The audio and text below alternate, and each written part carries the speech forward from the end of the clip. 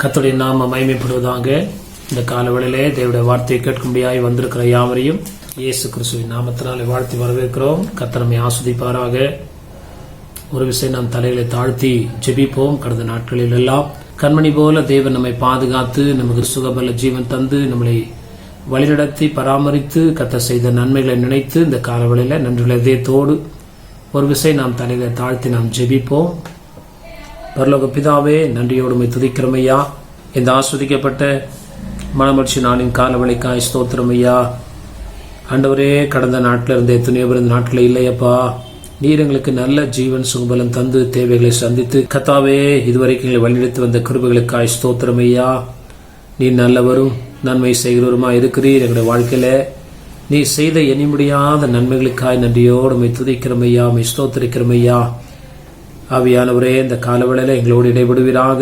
உடைய வார்த்தை எங்களுக்கு ஆண்டவரே நேராய் கடந்து வரட்டும். எங்களுடைய இருதயத்திலே அவைகள் ஆண்டவரை விதைக்கப்படும்படியாய் கர்த்தர் இரக்கம் செய்யும். எங்களுடைய இருதயங்களையும் சிந்தைகளையும் கர்த்தருடைய ஆவியானவர் ஆட்கொள்வீராக. உடைய வார்த்தையை நாங்கள் தியானித்து கர்த்தாவே உடைய வார்த்தையின் வல்லமை ஆசுவாத்தை நாங்கள் பெற்றுக்கொள்ள உதவி செய்வீராக. வந்த எங்களை கர்த்தருடைய வார்த்தையினால விடுதலையாக்கும்படியாய் செபிக்கிறோம். எங்களை தாழ்த்தி ஒப்பு கொடுக்கிறோம். ஆண்டவரே, உமக்கு ஸ்தோத்திரம் ஐயா. ஜீவனுள்ள உடைய வார்த்தைகளை நாங்கள் விசுவாசிக்க அதன்படி நடக்க கற்பணிக்க கர்த்தர் கிருபை செய்வீராக. ஆண்டவரே, எங்களை தாழ்த்தி உடைய கரத்தில் ஒப்பு கொடுக்கிறோம். கர்த்தர் தம்முடைய நாமத்தை மகிமைப்படுத்தும். துதி கன மகிமை எல்லாவற்றையும் நமக்கு செலுத்துகிறோம். இயேசுவின் மூலம் ஜெபிக்கிறோம் நல்ல பிதாவே, ஆமென் ஆமென். கர்த்தருடைய நாம மகிமைப்படுவதாக. இந்த காலவெளியிலே தேவனுடைய வார்த்தையை கேட்க வந்திருக்கிற யாவரும் இயேசு கிறிஸ்துவின் நாமத்தில் வாழ்த்தி வரவேற்கிறோம். கர்த்தர் நம்மை ஆஸ்வதிப்பாராக. நாம் தியானிக்க எடுத்துக்கொண்ட வேத பகுதி சங்கீதத்தின் புஸ்தகம் 56 அதிகாரம் 9 வசனத்தை வாசிக்கலாம். Book of Psalms chapter 56 verse 9. நான் உம்மை நோக்கி கூப்பிடும் நாளில் என் சத்துருக்கள் பின்னிட்டு திரும்புவார்கள். தேவன் என் பட்சத்தில் இருக்கிறார் என்பதை அறிவேன். சங்கீதக்காரனாகிய தாவீது தன்னுடைய அனுபவத்தில் அப்படியாய் சொல்லுகிற ஒரு காரியத்தை நம்ம இங்க வாசிக்கிறோம். என் சத்துருக்கள் பின்னிட்டு திரும்புவார்கள்.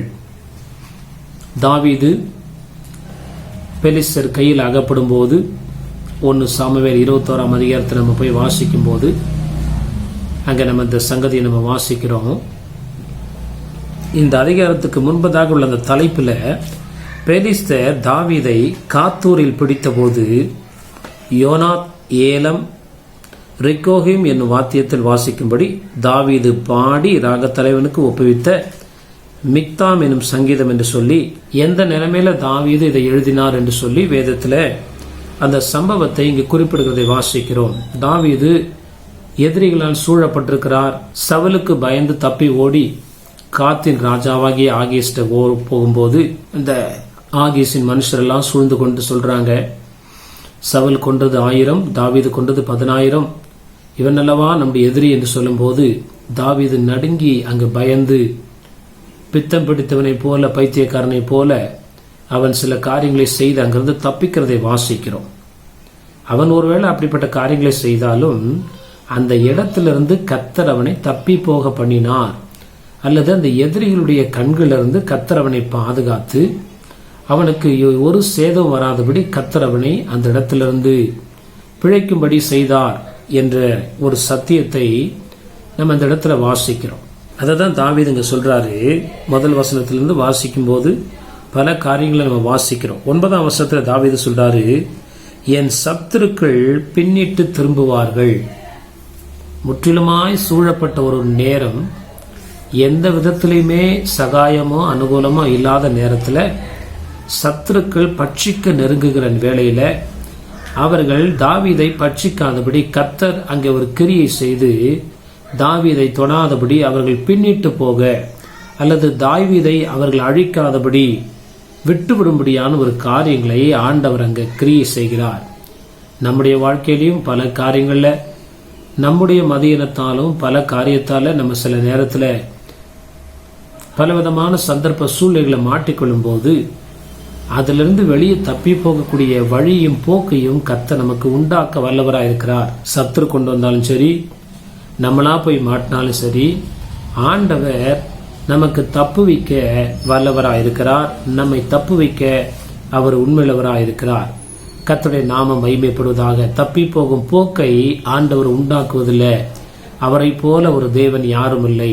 இந்த காலவேளையில இந்த வார்த்தையை கேட்டுக்கொண்டிருக்கிற யாரா இருந்தாலும் சரி, நம்முடைய வாழ்க்கையில வலைக்குள்ள அகப்பட்டது போல, சிலந்தி வலைக்குள்ள ஸ்பைடருடைய அந்த வெப்பில் நம்ம உள்ள அகப்பட்ட ஒரு பூச்சியை போல எல்லா பக்கமும் நாம் மாட்டிக்கொண்டாலும் தேவன் எந்த இடத்திலிருந்தும் தம்மை நோக்கி கூப்பிடுகிற ஜனங்களை தப்புவிக்க வல்லவராக இருக்கிறார். இப்படிப்பட்ட காரியத்தின் நேரத்தில் தாவீது செய்த ஒரு 4 காரியங்கள் நம்முடைய இருதயத்தில் வைத்துக் கொள்வோமாக. சில நேரத்தில் மனுஷர்களை நம்புகிறோம், சில பண பிரச்சனையில் மாட்டிக்கொள்கிறோம், சில வியாதி, சில பல விதமான போராட்டங்கள், மனுஷ கண்ணிகள், எதுவா இருந்தாலும் சரி, ஆண்டவர் நம்மை விடுதலையாக்க அவர் வல்லமையுடைய தேவனா இருக்கிறார் என்று சொல்லி இந்த காலவெளியில் அறிந்து கொள்வோமாக. ஒரு வசனத்தை நம்ம வாசிக்கலாம். சங்கீதம் 9ஆம் அதிகாரம் 2ஆம் வசனம் 3ஆம் வசனத்தை வாசிக்கலாம். Book of Psalms chapter 9 verse 2 and 3. உம்மில் மகிழ்ந்து களி கூறுவேன், உன்னதமானவரே உமது நாமத்தை கீர்த்தனம் பண்ணுவேன். என் சத்துருக்கள் பின்னாக திரும்பும் போது உமது சமூகத்தில் அவர்கள் இடருண்டு அழிந்து போவார்கள். உம்மில் மகிழ்ந்து களி கூறுவேன், உன்னதமானவரே உமது நாமத்தை நான் என்ன பண்ணுவேன், கீர்த்தனம் பண்ணுவேன். என் சத்துருக்கள் பின்னாக திரும்பும் போது உமது சமூகத்தில் அவர்கள் இடருண்டு அழிந்து போவார்கள்.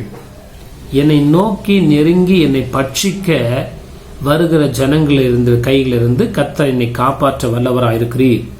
அல்லது அவர்கள் பட்சிக்க நெருங்குகையில் அவர்களே இடறி விழுந்தார்கள் சொல்லி தாவீது தன்னுடைய அனுபவத்தில் சொல்கிறதை வாசிக்கிறோம். பல காரியங்களை நம்ம சொல்ல முடியும்.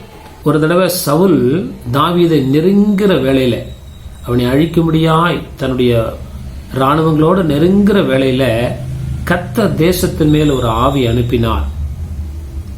அந்நிய ஜனங்கள் இஸ்ரவேல் மேல படையெடுத்து வருகிறதை ஒரு செய்தியை கேட்டு சவுல் தாவீதை பின்தொடர்கிறதை விட்டு விட்டான் என்று சொல்லி நாம் வேதத்தில் வாசிக்கிறோம். அன்பான தேவஜனமே, எப்படிப்பட்ட நெருக்கத்தில் நாம் அகப்பட்டாலும் அதற்கு ஆண்டவர் வல்லவராயிருந்து நம்மை தப்புவிக்க வல்லவராயிருக்கிறார் என்பதை இந்த காலவெளியிலே நாம் விசுவாசிப்போமாக. கர்த்தருடைய நாமம் மகிமைப்படுவதாக. ஒரு வசனத்தை வாசிக்கலாம். சங்கீதம் 56:3, Psalms 56 verse 3. நான் பயப்படுகிற நாளில் உம்மை நம்புவேன். அந்த ஆகேசிற்கு அவன் பயந்தான் என்று சொல்லி 1 சாமுவேல் 21ஆம் அதிகாரத்தில் அந்த சம்பவத்தை நம்ம வீட்டில் போய் வாசி. நம்ம எல்லாரும் மனுஷன்தான். சில காரியங்களை பார்த்தா பயம் வருது, சில காரியங்களை பார்த்தா கலக்கம் வருது, சில காரியங்கள் திடுக்கிட காரியங்கள் வரும்போது நம்ம பயந்து திகைத்து நிற்கிறோம். உண்மை, நாம் மனுஷனா இருக்கிறோம். ஆனா இந்த பயம் வராதுன்னு வேதம் சொல்லல. இந்த பயப்படுகிற நாளில நம்ம அடுத்து செய்ய வேண்டிய காரியம் 3ஆம் வசனத்துல வாசிக்கிறோம். நான் பயப்படும் நாளில் என்ன பண்ணுவேன், உம்மை நம்புவேன். நமக்கு திடீர்னு ஒரு இக்கட்டுகளோ வியாகுலங்களோ போராட்டங்களோ கோர்ட்டு கேஸ் பலவிதமான எதுவாக இருந்தாலும் சரி, நம்மை பயப்படுத்துகிற திடுக்கிட பண்ணுகிற காரியங்கள் வரும்போது உடனே நம்ம என்ன பண்றோம்னா டக்கு டக்கு டக்கு டக்குன்னு அதுக்கு சார்ந்த எந்த முடிவை நம்ம எடுக்கலாம், எந்த மனுஷரை நாடலாம், எப்படிப்பட்ட காரியத்தை செய்யலாம் நம்ம யோசிக்கிறோம். ஆனா வேதம் இங்க சொல்லுது, நாம் பயப்படுகிற காரியங்கள் வரும்போது, பயப்படுறது மனுஷ இயல்பு, அந்த நேரத்தில் நம்ம எதை செய்யணுமா, கர்த்தரை நம்ப வேண்டும். நான் பயப்படுகிற நாளில் உம்மை நான் என்ன பண்ணுவேன், நம்புவேன். அப்படி நம்பும் போது நம்முடைய சத்துருக்கள் பின்னிட்டு திரும்புகிறதை நாம் காண முடியும். 9ஆம் வசனத்தில் நம்ம வாசிச்சோம், என் சத்துருக்கள் பின்னிட்டு என்ன பண்ணுவாங்க, திரும்புவார்கள். உக்கிர பகையாய் அவர்கள் நம்மை பகைத்தாலும், நம்மை அழிக்க அவர்கள் நினைத்து ஒன்று கூடி அவர்கள் எழும்பி வந்தாலும், கர்த்தர் அந்த நிலைமைகளை மாற்ற, அடியோடு அந்த சூழ்நிலையை மாற்ற கர்த்தர் வல்லமையுடையவராக இருக்கிறார் என்பதை நாம் இந்த காலவேளையில அறிந்து கொள்வோமாக. வேதத்தில் எத்தனையோ உதாரணங்களை நம்ம சொல்ல முடியும். ஆண்டவருடைய நாமம் மகிமைப்படுவதாக. அன்பான தேவ பிள்ளைகளே, ஒருவேளை நிறைய கிறிஸ்துவ குடும்பங்கள் நான் பார்த்திருக்கிறேன்.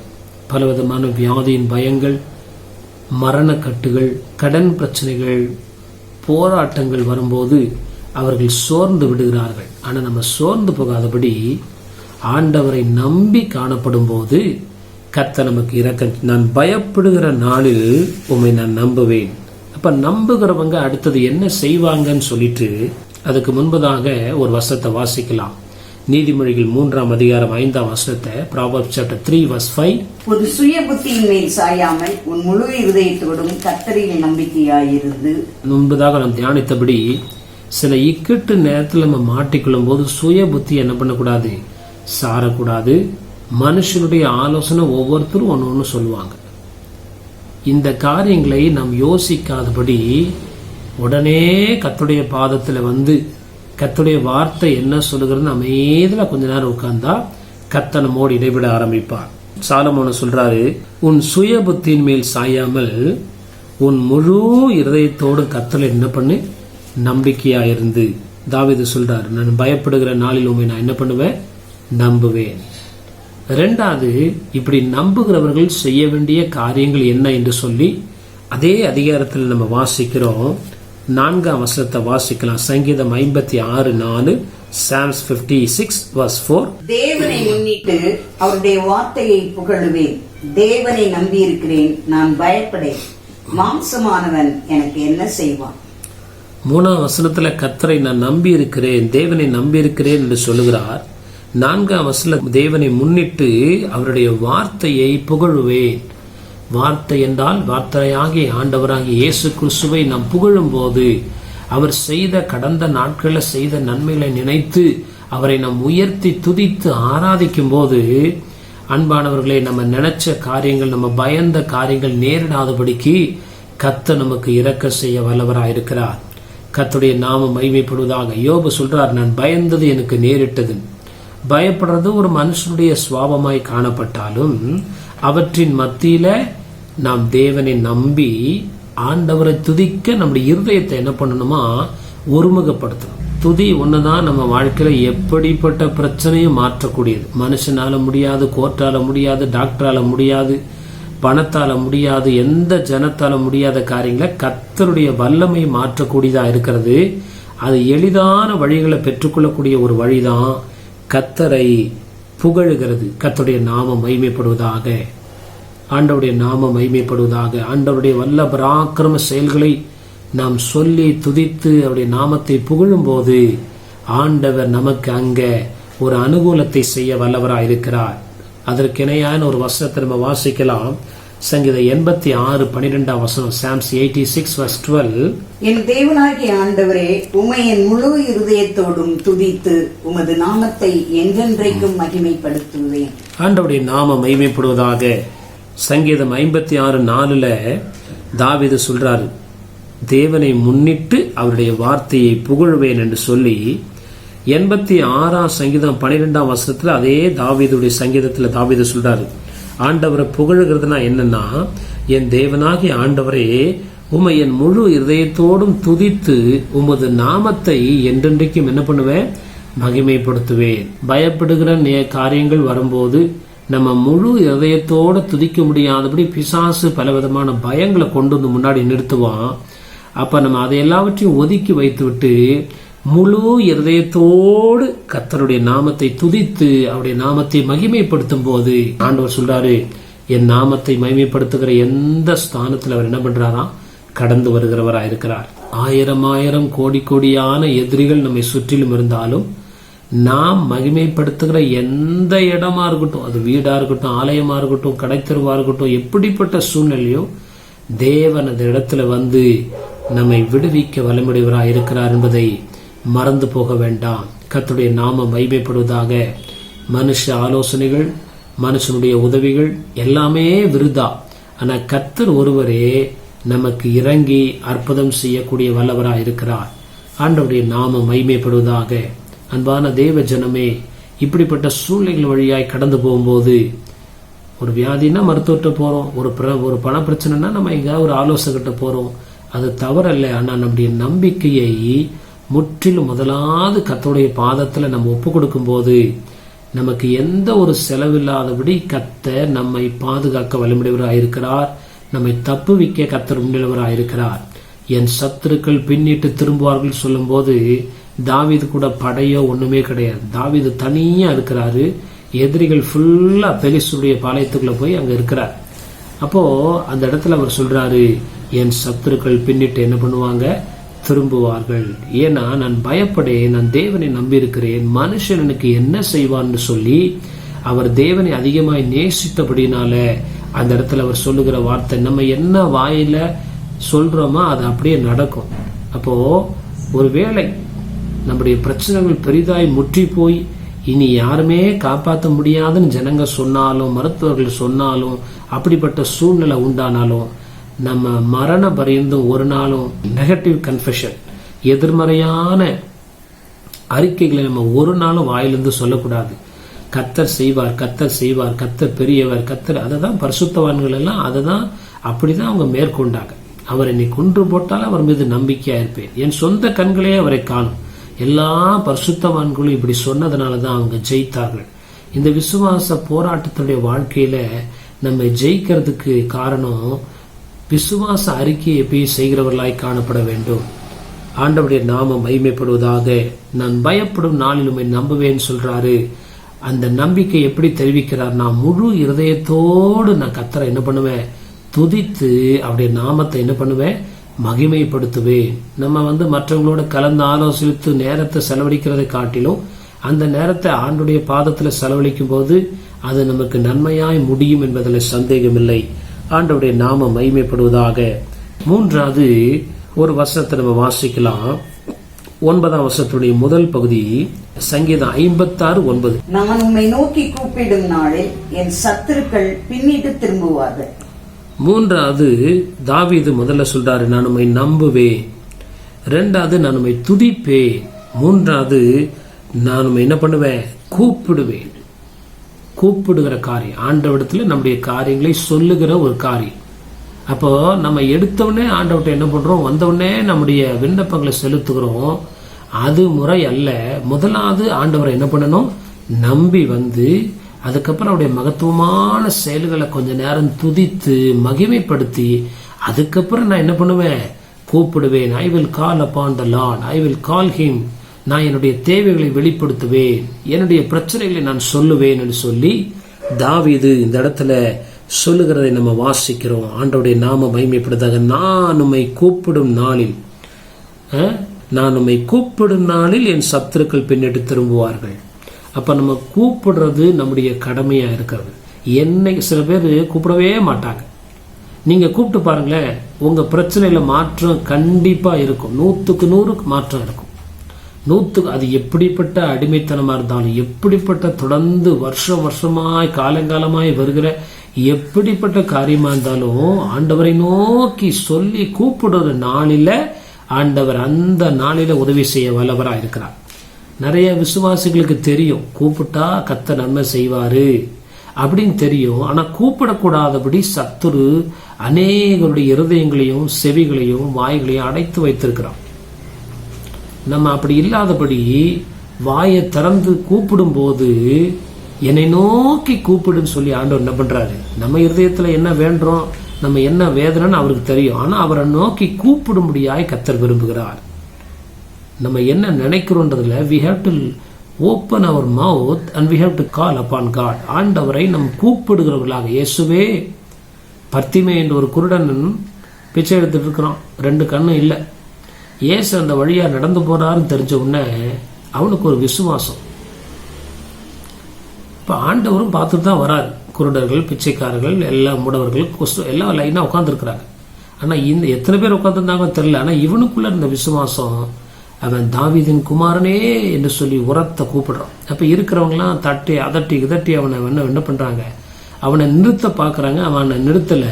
இன்னும் அதிக சத்தமாய் கூப்பிடும் போது ஆண்டவர் இந்த சத்தத்தை கேட்டு அப்படியே கடந்து போகல. அவர் திரும்பி மருத்துவ கொடுத்து அவருடைய கண்களை சுகமாக்கி அவனை ஆண்டவர் பிழைக்க செய்தார். அன்பான தேவ பிள்ளைகளே, சபைக்கு வரும்போது நம்ம உரத்த சத்தமா கர்த்தரை கூப்பிடணும். யாராவது என்ன நினைப்பாங்க, நம்ம பிரச்சனையை சொல்லி கூப்பிட்டா மற்றவங்களுக்கு தெரிஞ்சிருமோ அப்படிலாம் இல்லை. ஆண்டவரை நோக்கி விசுவாசத்தோடு எனக்கு இறங்கும் என்று சொல்லுகிற போது ஆண்டவர் அந்த நாளிலே, அந்த வசனம் சொல்லுகிறது, நான் கூப்பிடுகிற நாளில் என் சத்துருக்கள் பின்னிட்டு என்ன பண்ணுவாங்க? the same day, the same moment, the same minute ஆண்டவரால் அற்புதம் செய்ய முடியும். அப்ப நம்ம அழுகுறோம், சில நேரத்துல விசுவாசிக்கிறோம், சில நேரத்துல ஆண்டவரை துதிக்கிறோம். ஆனா கூப்பிடணும், சத்தமிட்டு கூப்பிடு, உன் சத்தத்தை அடக்கி கொள்ளாதேன்னு சொல்லி என்ன பண்ணுது தேவ வார்த்தைகள் சொல்லுது. ஆராதனையிலும் சரி, நம்முடைய தனிப்பட்ட வாழ்க்கையிலும் சரி, மெதுவாய் ஆராதிக்கிற சமயங்கள் வேற, ஆண்டவரை உரத்த சத்தத்தோடு கூப்பிடுகிற காரியங்கள் வேற. அப்பா எனக்கு இறங்கும் என்று சொல்லி கண்ணீரோடு கூப்பிடும் போது தேவன் அவர் அதை அல்ல தட்டுகிற தேவன் அல்ல, அதை மறக்கிறதுக்கு அநீதியுள்ள தேவன் அல்ல, அவர் ஜீவனுள்ள தேவனாய் நம்முடைய சத்தத்தை கேட்டு பதில் செய்கிறவராய் இருக்கிறார். ஒரு வசனத்தை கூட நம்ம வாசிக்கலாம். சங்கீதம் 18:3, Psalms 18:3. துதிக்கு பாத்திரராகிய கர்த்தரை நோக்கி கூப்பிடுவேன், அதனால் என் சத்துருக்களுக்கு நீங்களாகி ரட்சிக்கப்படுவேன். அதையும் தாவீது தான் எழுதுறார். துதிக்கு பாத்திரராகிய கர்த்தரை நோக்கி என்ன பண்ணுவேன்? துதிப்பேன். துதிக்கிறது வேற, கூப்பிடுறது வேற. ஃபர்ஸ்ட் துதிக்கணும், நல்லா துதிக்கணும். ஃபர்ஸ்ட் ஆண்டவரை நம்பி வரணும், துதிக்கணும். அதை கூப்பிடணும். ஆண்டவரே இந்த விஷயத்துல எனக்கு இரக்கம் செய்யுங்கன்னு சொல்லி அந்த காரியங்களை குறிப்பிட்டு ஆண்டவரத்துல சொல்லும் போது ஆண்டவர் இரக்கம் செய்வார். துதிக்கு பாத்திரராகி கர்த்தரை நோக்கி கூப்பிடுவேன், அதனால் என் சத்துருக்களுக்கு நீங்களாக்கி என்ன பண்ணுவேன்? ரட்சிக்க. எத்தனை சத்துருவா இருக்கட்டும், ஒருவேளை நம்ம கிட்ட ஆயுதமோ ஒண்ணுமே இல்லாம இருந்தாலும் கர்த்தர் நம்மை ரட்சிக்க வல்லமுடையவராய். ஈட்டினாலும் கேடயத்தினாலும் ரட்சிக்கிறவர் அல்ல. ஆண்டவரால் ரட்சிக்க கூடாத காரியங்கள் ஒன்றும் இல்லை. அவருக்கு ஆயுதமும் தேவையில்லை. பைபிள் சொல்லுது, வேதம் சொல்லுது, பலத்தினாலும் அல்ல பராக்கிரமத்தினாலும் அல்ல, ஆவியினால எல்லாம் ஆகும். விடுவிக்கிறவர் தேவ ஆவியானவர். ஆண்டவரால முடியாத காரியங்கள் ஒன்றுமில்லை. அப்ப துதிக்கு பாத்திரனாகி கர்த்தரை நோக்கி நான் என்ன பண்ணுவேன்? கூப்பிடுவேன், அதனால் என் சத்துருக்களுக்கு நீங்களாக்கி என்ன பண்ணுவேன்? இன்னைக்கு நிறைய கிறிஸ்தவங்க அந்த பிரச்சனைகளை சொல்லி ஜெபிக்காம இது என்ன பண்றது அப்படின்னு சொல்லி அமைதியா இருக்கிறதுனால அதுல ஒரு மாற்றங்களை நம்ம பார்க்க முடிகிறது இல்லை. நம்ம கூப்பிட்டு பாருங்க, எனிதிங் எதுவா இருக்கட்டும், கர்த்தர் இறங்கி அற்புதம் செய்ய வல்லவராய் இருக்கிறார். அன்பான தேவ பிள்ளைகளே, இந்த நாட்கள்ல இதை நம்ம பிரயாசப்படுவோம், முயற்சி எடுப்போம். இந்த காரியங்களை அபியாசப்படுத்தும் போது, பிராக்டிஸ் பண்ணும் போது, we have to apply. இதை நம்ம வாழ்க்கையில செயல்படுத்தும் போது நிச்சயமாய் நம்முடைய எல்லா சத்துருக்களுக்கும் நீங்களாக்கி ரட்சிக்க கர்த்தர் வல்லவராய் இருக்கிறார். ஒவ்வொரு நாளும் கூப்பிடணும். ஒவ்வொரு நாள் முதல் வசனத்தில் தாவீது சொல்றாரு, அந்த வசனத்தை வாசிக்க விரும்புகிறேன். 56:1, தேவனே எனக்கு இறங்கும், மனுஷன் என்னை விழுங்க பார்க்கிறான், நாள்தோறும் போர் செய்து என்னை ஒடுக்குகிறான். சத்ரு ஒரு நாள் கூட ரெஸ்ட் விட மாட்டான், டெய்லி போராட்டம் தான். ஆனா ஒவ்வொரு நாளும் விடுதலை கர்த்தர் தர வல்லமுடையவராய் இருக்கிறார். ஆண்டவருடைய நாமம் மகிமைப்படுவதாக. கடைசியில ஒரு வசனத்தை நம்ம வாசிக்கலாம். 12ஆம் வசனம், சங்கீதம் 56:12, Psalms 56:12. தேவனே நான் உமக்கு பண்ணின பொருத்தனைகள் என்மேல் இருக்கிறது, உமக்கு ஸ்தோத்திரங்களை செலுத்துவேன். ஆண்டவருடைய நாமம் மகிமை. தேவனே நான் உமக்கு பண்ணின பொருத்தனைகள் என் மேல் என்ன பண்ணுகிறது? இருக்கிறது. நம்ம என்னென்ன பொருத்தனை பண்ணியிருப்போம், நிறைய டிசிஷன் எடுத்திருப்போம்.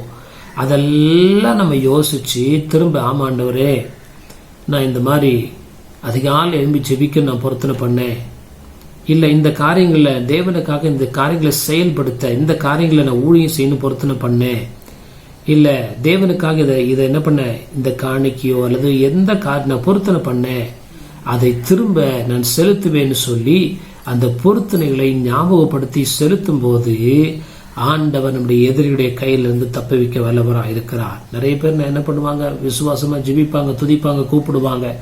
ஆனா ஆண்டவர் இந்த பொருத்தனைகளை எதிர்பார்க்கிறார் என்று சொல்லி இந்த வசனத்தில் நம்ம அறிந்து கொள்வோமாக.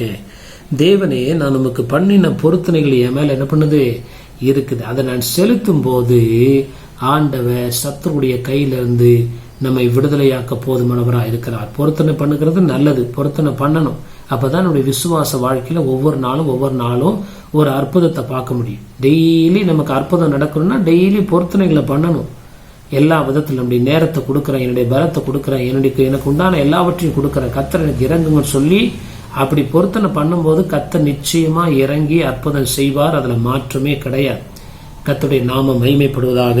இப்ப தாவீது இந்த பெலிஸ்த ஜனங்களண்டையில மாட்டிக்கொள்ளும் போது அவர் சொல்றாரு, ஆண்டவரே தேவனே நான் நமக்கு பண்ணின பொருத்தனைகள் என் மேல என்ன பண்ணுது? இருக்கிறது. அதை நான் செலுத்துவேன் சொல்லி இந்த இடத்துல அவர் ஒப்பு கொடுக்கும் போது ஆண்டவர் அங்கு அற்புதம் செய்ய வல்லவராக இருக்கிறார். ஒரு வருஷத்தை நம்ம வாசிக்கலாம். சங்கீதம் 50ஆம் அதிகாரம் 14ஆம் வசனம், Psalms 50:14. நீ தேவனுக்கு ஸ்தோத்திர பலியிட்டு உன்னதமானவருக்கு உன் பொருத்தனைகளை செலுத்தி. ஆண்டவருடைய நாமம் மகிமைப்படுவதாக. சங்கீதம் 56ல இவ்விதமாய் சொல்லுகிறது, தேவனே, நான் உமக்கு பண்ணின பொருத்தனைகள் என் மேல் இருக்கிறது, உமக்கு ஸ்தோத்திரங்களை செலுத்துவேன். ஆனா 50ஆம் அதிகாரம் 14ஆம் வசனத்துல, நீ தேவனுக்கு ஸ்தோத்திர பலியிட்டு உன்னதமானவருக்கு உன் பொருத்தனைகளை செலுத்தி, அந்த 15ஆம் வசனத்தையும் நம்ம சேர்த்து வாசிச்சோம்னா, ஆபத்து காலத்துல என்னை நோக்கி கூப்பிடு, நான் உன்னை விடுவிப்பேன், நீ என்ன பண்ணுவாய், மகிமைப்படுத்துவாய். ரொம்ப நாள நிலம் விற்காம இருக்கும், ரொம்ப நாள சில தடைகள் இருக்கும். அப்ப ஆண்டவருக்கு நம்ம பொருத்தனை செய்யணும். அது வேதத்தினுடைய ஒழுங்கு, அது ஆவியானவர் அதை விரும்புகிறார். ஆண்டவருடைய நாம மகிமைப்படுவதாக.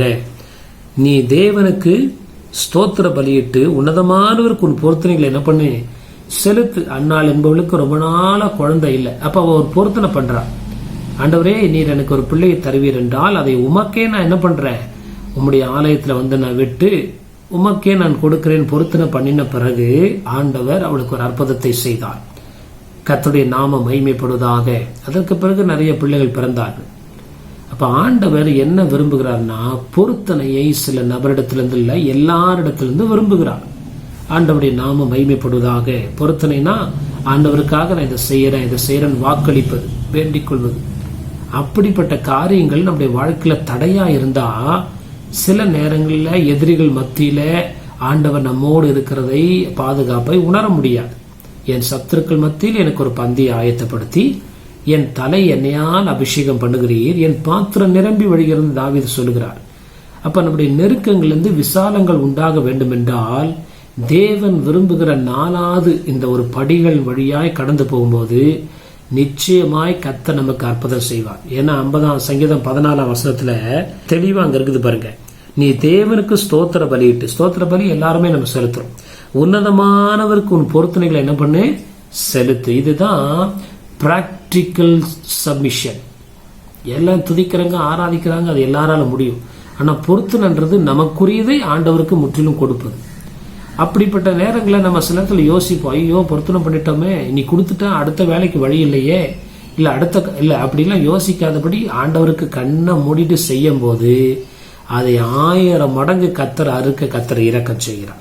என் வாழ்க்கையில பல காரியங்களை கண்ணை மூடிட்டு நம்ம பண்ண பொருத்தனை யோசிக்கவே கூடாது.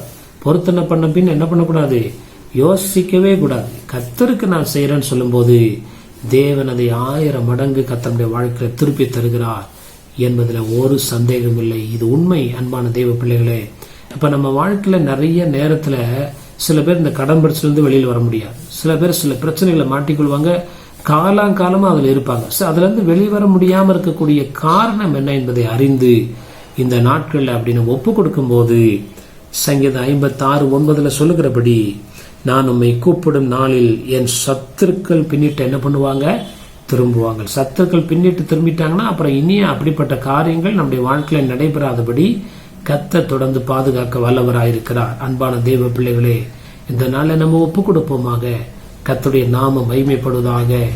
தேவனுக்கு பொருத்தனை செய்வது நமக்கு ஆசீர்வாதத்தையும் உயர்வையும் மகிமையும் கொண்டு வருமே தவிர நம்ம ஒரு நாளும் தாழ்ந்து போக மாட்டோம் என்பதை நன்றாக அறிந்து கொள்வோமாக. கர்த்தருடைய நாமம் மகிமைப்படுவதாக.